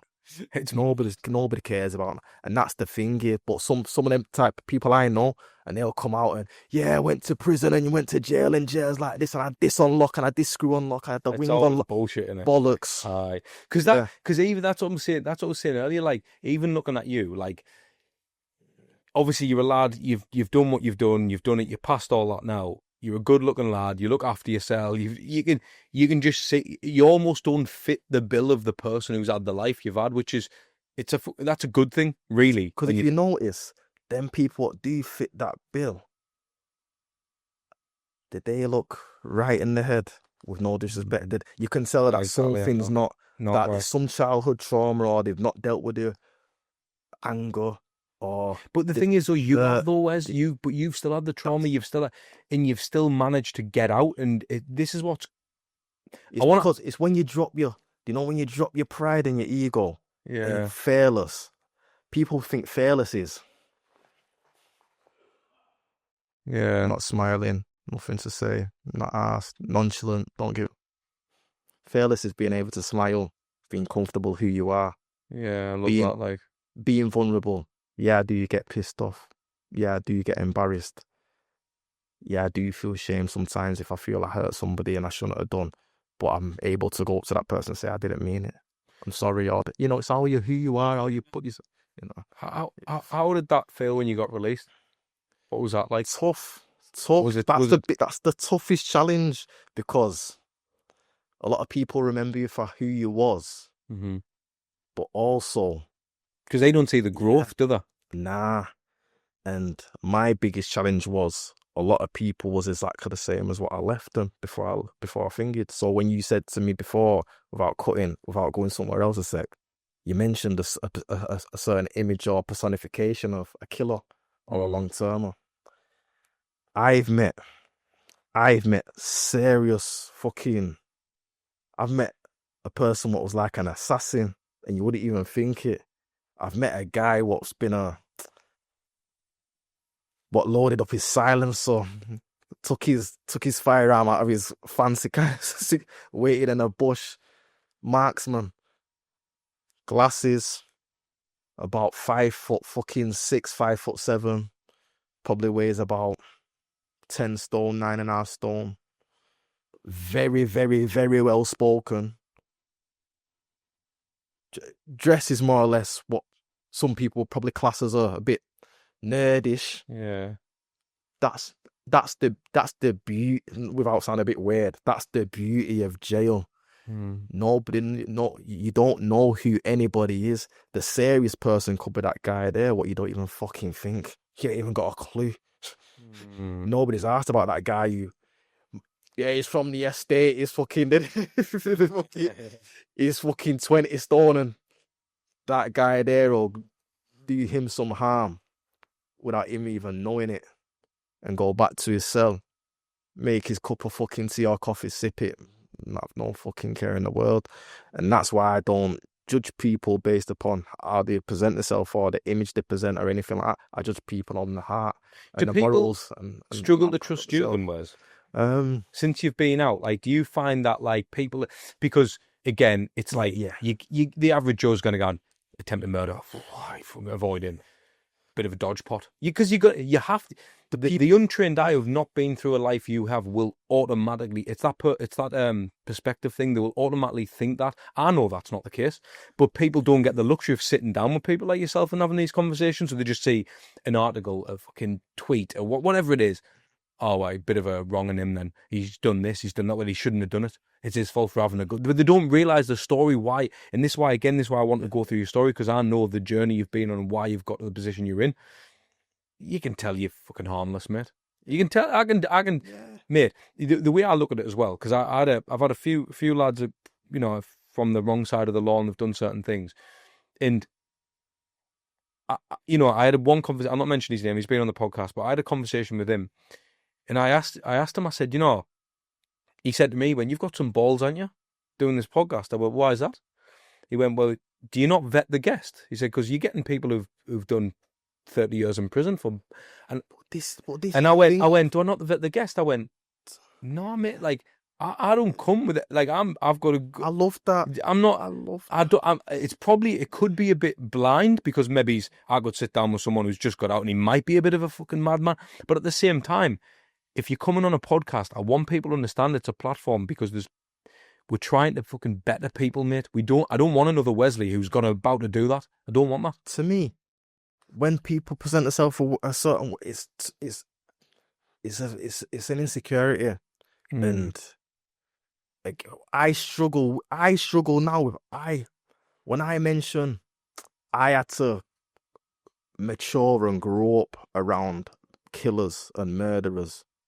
I did, but that ain't the sense of I'm glorifying them for what they did. People ask me I always say all the time, some of the people what are probably glorified in a certain light, if you read who they was on paper, to impact meeting them in real life. Some of the killers and the ex-killers and murderers, what are reformed prisoners, are some of the most respectful, nicest people you will ever meet. Yeah, what I struggle with now in society is, I can't be around these fake gangsters what Yeah. are, misleading and misguiding some of the young people the wrong way. What I've got so much insecurity. They have to present themselves a certain way with a screwy face and the hood up, or with the fucking with the flashy shit, but again, I don't see it as that's their fault. People, sometimes we're victims of our environments and circumstances and the choices we make. If we're not fully aware of ourselves, how can we be aware of how we interact and have a certain imprint and outlook on how we kind of conduct ourselves? I think once you do understand who you are as a person, and you know how to articulate yourself and present who you are in your raw, authentic, I think people gravitate to that naturally. So me, myself, I get along with just normal people what haven't got no ego issues or no fucking problems with pride. Just normal people what love life and enjoy life or have struggles in life, but we're able to just relate to each other on a human level. See, whereas that's people key. with egos and pride and a certain lifestyle, I swear I'm like the plague. So some of the things I used to one of my challenges when I first come home was even though I'd matured and I'd become a better person and a wiser, maturer man, what knew myself, I still thought that I liked some of the things I used to like. I used to love the clubs. I used to love the bad girl, what present themselves as bad girl, what they say around and girls with a certain way and certain music. So I walk into a club now, I don't belong there. I just walk straight back out and I'll go down the road, I'll go to the quiet wine bar over there and have a conversation with the person behind the flipping counter or whoever's on and I'll just I gravitate to human beings what are just normal. But that's the skill. You know what I mean? If someone could learn to be their authentic self from young, that would be the skill, because then that's when you're going to attract you almost need to be vulnerable at times and just be like, look, this is who I am. If you didn't like us, it is what it is. Do you know what I mean? But I'm not going to try and even like conversations that you have as a youngster. You know what it's like. I've done it, like where you might have a group of friends who are all into football. Deep down, you're not that into football, but you talk about the match every weekend, and you're trying to but what they're getting is they're actually getting a version of you that they want to have. Yeah. But they're not getting you. You'd be far better off saying, I fucking hate football. Can't stand it. It's not my thing. But even one of them people out that group might go, me too. I hate it.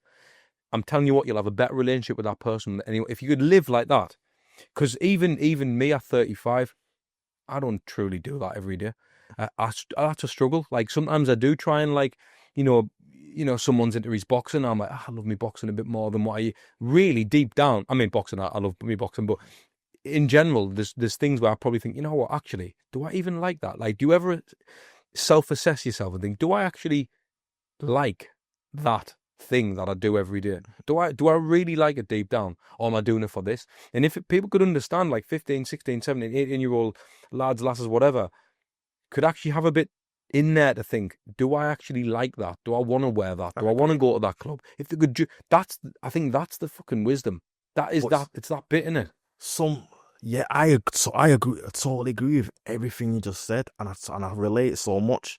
What I try and look at is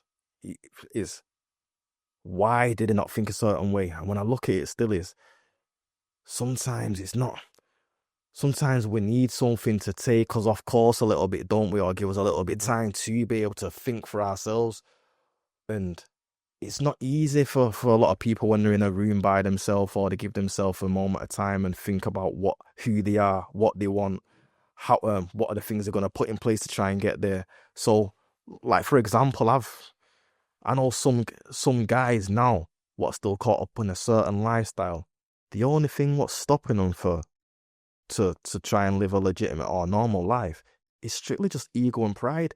They're too embarrassed, and it may be things from traumatic past, but when they strip all that down and put that aside, they're just so embarrassed to go back to a college environment or go back to study again and be in that. Yeah. And I get it, because I've been there. I've been in a classroom fucking in my mid-20s and in jail and in my mid-30s thinking, fuck. But like you said, I think it all starts with emotions, man. And knowing how to manage, knowing how to not even manage, understand your emotions. And I think school plays a part.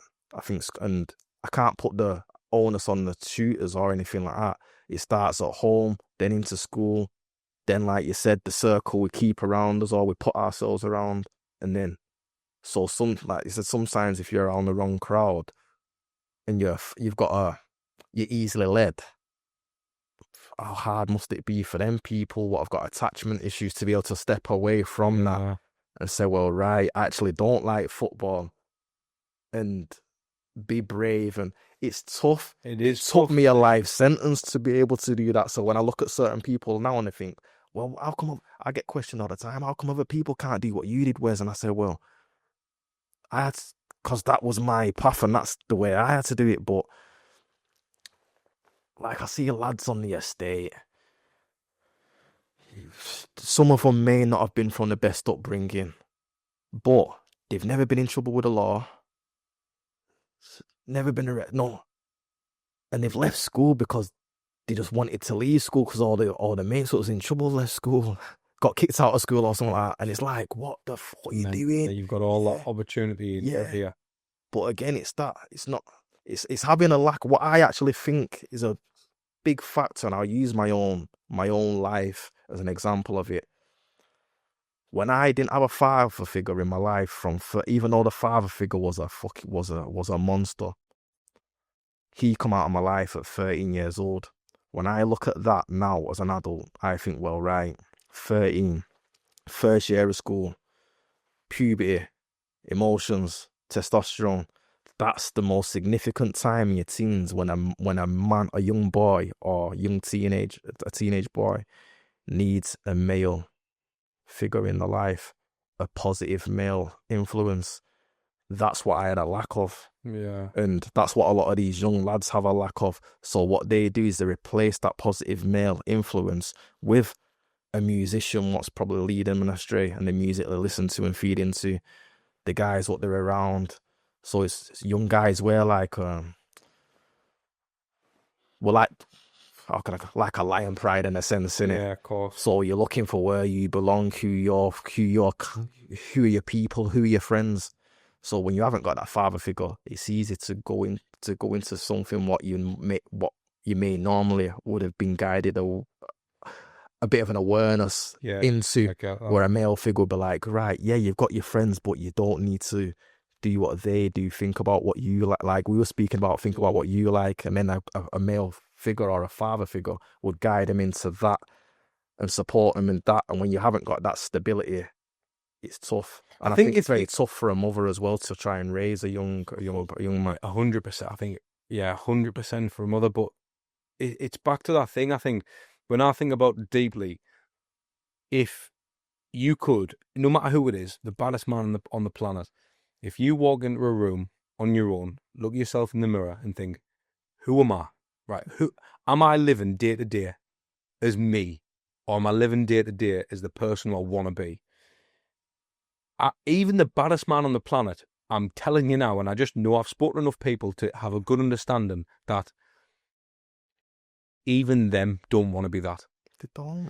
And this is the thing. So it's almost like people are, when they get to the gates or when they die or whatever, and they could look back on their life. You know, is it 7 seconds? I think somewhat like that. You see the last 7 highlight moments of your life before you die. That's what they're saying. It's like, what are them 7 things look like? Is it holding a gun, cheating on her, doing this to him? Or is it, when your mum fucking give you that pair of pajamas, or when your dad took you for a walk to it's all them it's never that.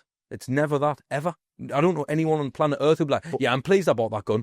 If you've noticed, that's trauma though, isn't it? It is, people attach them to what they feel. So that's why a lot of them can't get rid of that image and that ego, because for some of them it's that sad. It's the only thing they've got. This is the thing, and it takes someone like you, mate, to tell that. And I just want to kind of round this off, mate, with the great work you're doing now, because I think it's really important, again, because you're not just somebody who's went through the system, went through the bullshit in life, and went down the wrong path. Where for one, you're a a good bloke now. I think it's important, a respectable man. So it shows that no matter what you've been through, you can still be that. And that's more important than anything to me. But secondly, you're actually changing the lives of people now. This is the thing. So it's not just that. And I believe, and as much as you've had to take the hit for it, quote unquote, you've had to go through that to help people now. Because without that, how the hell do you draw that straight? Like, it might have been a bit different. You never know. You might have still been the same guy, but you've had to go through this almost fucking bullshit. But it's nice to look back and almost be thankful that you've went through it, because you can tell the story now and help people. So what is it you're doing now, and how are you helping people? What I'm doing now is I'm starting my business, Lived Experience Official it's called. And what it is basically, it's doing workshops. And then workshops, I discuss the challenges, what I've faced in my life, the links, the trajectory to where I was, to where I'm trying to get to now, and what my passion is and what influences me on that journey. And I don't want to see people make the same mistakes I made. I want people to be able to put that bullshit and that pride aside and that ego and that thing. But first and foremost, I just try and encourage people to try and find a purpose, try and find what they love, what they like, what they enjoy. Try and have a positive, influential circle around you, or try and find somebody what helps support or guide you with the ideas what you have. And if you can't, just keep trying following your purpose. And it's just basically getting people to learn to love themselves, man. To love themselves, understand who they are as a person, similar to what we was talking about, and just try and become the best people we can kind of become. Because it hurts me when I see some of the youth in the community not even understanding the life they're getting themselves involved in, and knowing sometimes all it takes is one different life choice to become the person they want to become. But also on the negative effect of that as well is if they continue to choose the wrong choices, that other path and them wrong choices only going to lead to certain consequences. What never leave us. They never leave us. We'll learn how to cope and how to manage them and how to, navigate them in different ways. But again, I've seen people I've never come out of it, and that's what frightens me. What type of people should be working with you, reaching out to you? Who is that? If you could almost boil it down to an avatar, like one particular type of... I know it obviously goes across. Who is the type of person who would benefit from having you around most? I've worked with different people from different walks of life. So I've done workshops already with academies, with Bolton Academy. I've done a workshop with them. I've done a couple of workshops, in fact, more than a couple of workshops within my own local community.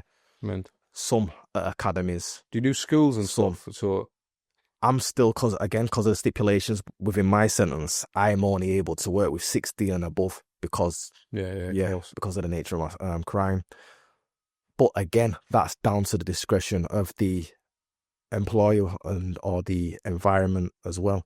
So the management, again, I've been able to be safeguarded and able to work in academies where it's been younger than 16s with the provision and the supervision of the staff as well. Because I think that's got to change for you. You've got to be able, because there's so many people that will benefit by it. So but again, it's almost funny or ironic because the stuff that you went through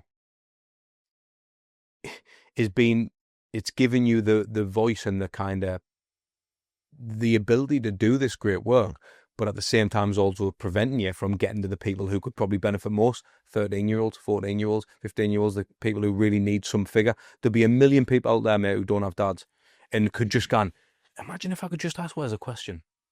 I'm about to do something fucking a bit stupid. Even that could change your life. That one thing could change your life. Yeah. And while you can't get into, you might not be able to work with schools and stuff at the minute, that will happen for you. I'm sure it will, God willing, that'll happen. But at the same time, if I could give you any advice, just be as open as you can on your socials and let people, if anyone wants to ask you things, because I think it's so important, mate, because when I was growing up, there's no people like you kicking around. Now it's become like, oh, he's been to jail, da-da-da. No. it's for mugs. It's for people who are going to ruin their life. It's not. You don't go there to try and bring out a song. You're not going to jail to try and do. It's so mad. It's so ironic you're saying this, because I was only having this conversation with somebody the other day, mentioning that I wished, and instead of me wishing there was more long term as what I was able, or people what have been through it, because I'm not there's so many people what have, everybody's got a story and everybody can provide support in different ways. But I was saying I wish there was so many people. This was another life or what I know, because he wants to get into it. No.